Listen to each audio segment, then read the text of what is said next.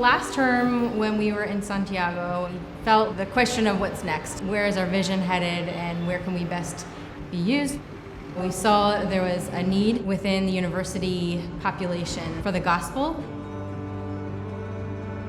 Our goal is to develop the next generation of missional leaders.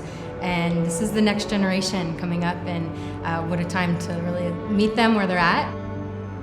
I was driving and saw that this building kind of looked abandoned. I was just like, wow, could be really great for what we're looking for. And so that night I got home and I started to look through Google Street View, but the Google Street View had an old photo of the building and it had a for rent sign. One of our teammates called that number and the owner was like, how did you get this number? The previous renters just told us that they're leaving, and so we're gonna have to rent it here pretty soon. So in that process, God opened the door in His perfect timing, in His perfect place.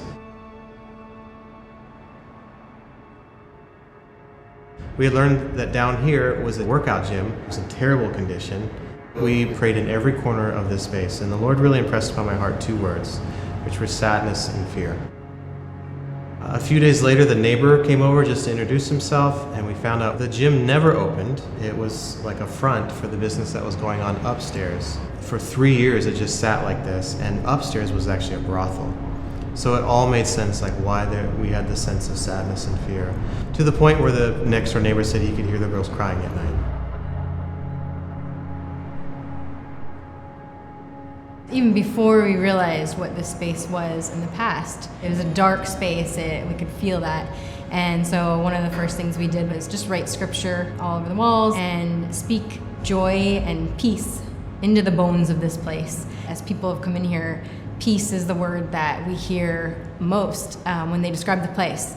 People have come in here, our neighbors, they said, what is your religion? Because they feel peace in this place.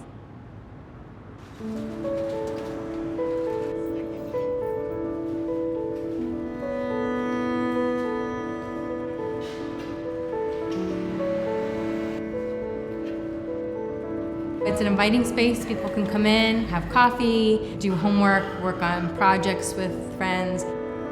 We hope that this place can be a place of collaboration with anyone trying to reach university students. And so planning events together, whether it's workshops, skills that can be taught, or worship nights.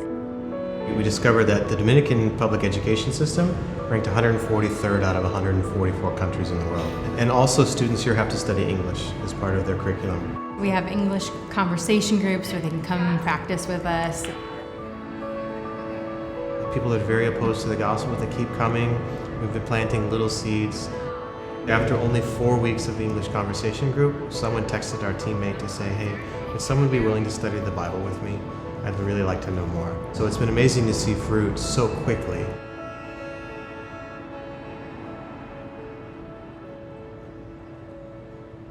People that have come, they've actually shared with us that God has spoken to them and said some of these women are going to come back and you're going to get to hear their stories. This woman came in and she didn't say that she was here as part of the brothel, but she said, I was here when it was a gym and it was a horrible place. And she said, I can't believe that this is the same place.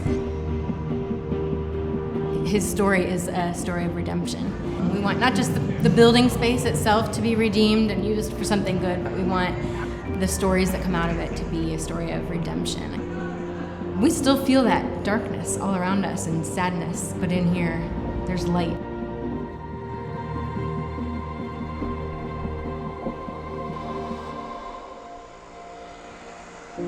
That's the thing we want them to see, is the light that is coming from the Lord.